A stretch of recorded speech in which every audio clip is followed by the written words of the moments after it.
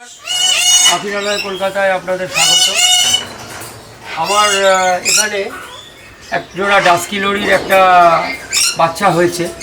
বাচ্চাটা মোটামুটি বড় হয়ে গেছে। তা সেই বাচ্চাটাকে আলাদা করে এখন দেখা দরকার বাচ্চাটা মেল বা ফিমেল কি হয়েছে। তা এখন আমি সেই বাচ্চাটাকে নেট দিয়ে ধরবো, আর ধরে আমি বাচ্চাটার ডিএনএ টেস্ট করাবো। তা সেই ডিএনএ টেস্টটা কীভাবে করতে হয় সেটাই আমি আজকে আপনাদের হাতে কলমে দেখাবো। প্রথমে আমি একটা পাখি ধরার জন্য একটা নেট নিয়েছি, আর ওই নেটটা দিয়ে আমি আজকে ওই ডাস্কি লরির বাচ্চাটাকে ধরে নিয়ে এসে তারপরে কীভাবে কী করছি সেটা আমি আপনাদের দেখাচ্ছি।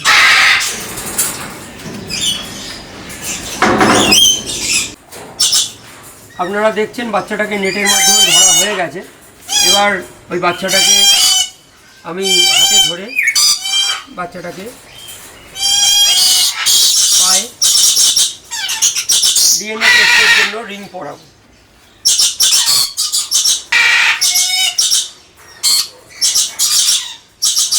এই বাচ্চার নখগুলো নেটের সঙ্গে আটকে গেছে, খুব সাবধানে এগুলো নেট থেকে আলাদা করতে হয়। কোনোভাবেই জোর দিয়ে টান দিয়ে আলাদা করবেন না, তাতে নখ উগড়ে যেতে পারে। তা বাচ্চাটা হয়ে গেছে, নেট থেকে আলাদা করেছি। এবার আমি এর পায়ের মধ্যে ঠিক এই জায়গাটায়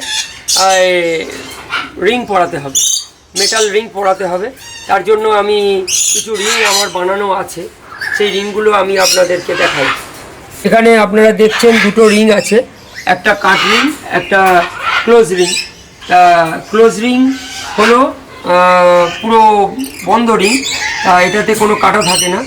এই ক্লোজ রিংটা পরাতে গেলে পাখির বাচ্চার মোটামুটি 10 দিন বয়সের ভেতরেই পরিয়ে দিতে হবে, নইলে আর তারপরে আর পা মোটা হয়ে গেলে তার মধ্যে আর পায়ের মধ্যে ক্লোজ রিং ঢোকানো যাবে না।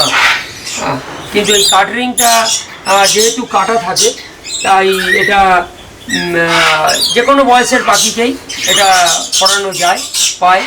আর আমার এই পাখির বাচ্চাটার বয়স 2 থেকে 2.5 মাস মতো হয়ে গেছে, তাই এতে তো যেহেতু কোনোভাবেই আর ক্লোজ রিং পরানো যাবে না, তাই এর পায়ে আমরা কাট রিংই লাগাবো। এই কাট রিংটা লাগিয়ে আমরা এটা প্লাসের মাধ্যমে আমার এক সহকারী আছেন, উনি হেল্প করবেন, কারণ এই রিং পরানোর ব্যাপারটা একজন ধরলে সুবিধা হয়। পায়ে পরানো হয়ে গেছে রিংটা, এবার আমি প্লাসের মাধ্যমে এই রিংটা চেপে দিলাম। ফেদারে ব্লাড সেল খুব ভালো অবস্থায় থাকে, ডানার তলা থেকে নিতে হবে। এইভাবে ফেদার ধরে এর মধ্যে আমরা পাউচের মধ্যে ঢুকিয়ে দিলাম। তারপরে আরও তলা 2-1 জায়গা থেকে নেওয়া যায়, গলা থেকে নেওয়া যায়।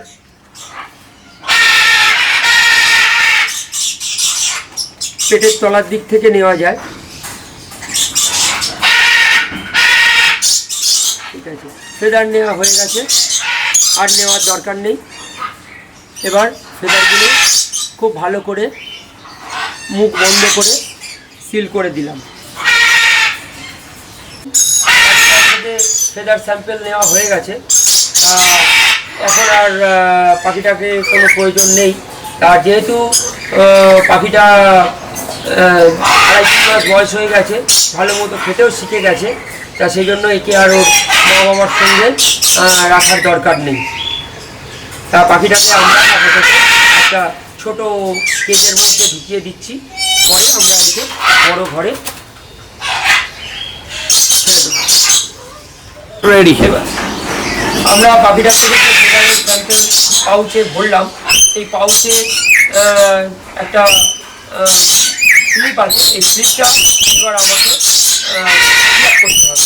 তা এতে যেটা রয়েছে সেটা হলো পাউচের ওপরে যে কোম্পানির ডিএনএ টেস্টিংয়ে পাঠাচ্ছি সেই কোম্পানির নাম রয়েছে, আর পাউচের ওপরে অনার্সের নাম রয়েছে। এখানে যে পাখিটা ফেদার স্যাম্পেল পাঠাচ্ছেন তার নামটা লিখতে হবে। তার নিচে ফার্ম রয়েছে, এই ফার্মের জায়গায় তার যদি পাখির ফার্মের কোনো নাম থাকে সেটা লিখতে পারে। তার নিচে রিং আইডি, এই পাখিটার রিং আইডি হলো AV90, সেই রিং আইডিটা লিখতে হবে। তার নিচে স্পিসিস, এটা মানে হলো এটা কী জাতের পাখি, সেই পাখির জাতটার নাম লিখতে হবে। আর তার নিচে কন্ট্যাক্টে গিয়ে যে পাখিটা ফেদার স্যাম্পেল পাঠাচ্ছে তার ল্যান্ডলাইন বা মোবাইল কন্ট্যাক্ট নাম্বার দিতে হবে। এইবার এগুলো সব দেওয়া হয়ে গেলে, ফিল আপ হয়ে গেলে, তারপরে পাখিটা এই পাউচটা একটা মুখবন্ধ একটা খামে ভরে আর সেটা এই কোম্পানি, যে কোম্পানিতে ডিএনএ টেস্টিংয়ের জন্য পাঠানো হচ্ছে সেই কোম্পানি নামে ওই খামের ওপরে লিখে এটা স্পিড পোস্ট বা রেজিস্ট্রি পোস্টে পাঠাতে হবে। আর এইটা স্পিড পোস্ট বা রেজিস্ট্রি পোস্টে পাঠানোর পরে এই স্যাম্পেলটা ওই ডিএনএ টেস্টিং ল্যাবে পৌঁছে যাওয়ার পরে সেখান থেকে ওই ল্যাব থেকে তার পাখির অনারের সঙ্গে যোগাযোগ করবে, মোবাইলে যোগাযোগ করবে। হোয়াটসঅ্যাপে ওরা ওখান থেকে মেসেজ করবে, সেই হোয়াটসঅ্যাপের মেসেজে ওরা ওই ডিএনএ টেস্টিংয়ের জন্য যে ফিসটা লাগে সেই ফিসটা ওরা হোয়াটসঅ্যাপে মেসেজের মাধ্যমে জানাবে। আর যে পেমেন্ট মোডে টাকা পাঠাতে হবে সেই অ্যামাউন্টটাও ওরা জানিয়ে দেবে। পার স্যাম্পেলের জন্য কত টাকা লাগবে সেই টাকাটা অনলাইনে ওই আইডিতে পাঠিয়ে দিলে, স্ক্যানারে কোনো অনলাইনে পাঠিয়ে দিলে তাহলে ওরা ডিএনএ টেস্টটা করে দেবে। আর ডিএনএ টেস্টটা করে দেওয়ার পরে ওরা সেই অনারের মোবাইলেই পাখিটার যে ডিএনএ টেস্টের যে রিপোর্ট হলো সেটা মোবাইলে সেই মেসেজটা পাঠিয়ে দেবে।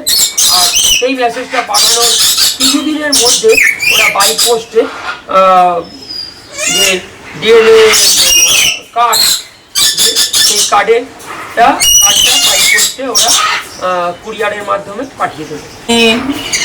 10 কিলোর বাচ্চাটা যে ডিএনএ টেস্টের জন্য এক্সোটিকা ডিএনএ ল্যাবে যে ফেদারের স্যাম্পেল পাঠিয়েছিলাম, তা ওরা সেই ফেদারের স্যাম্পেলটা ডিএনএ টেস্ট করে আমাকে মোবাইলে হোয়াটসঅ্যাপের মাধ্যমে জানিয়েছে যে ওই বাচ্চাটা ফিমেল বাচ্চা হয়েছে।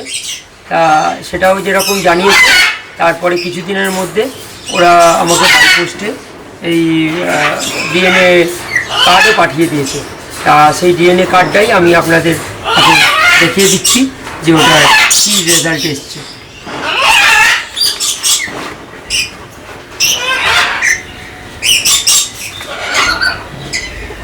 হ্যাঁ, এই ডিএনএ কার্ডটা ওরা আমাকে বাই পোস্টে পাঠিয়েছে।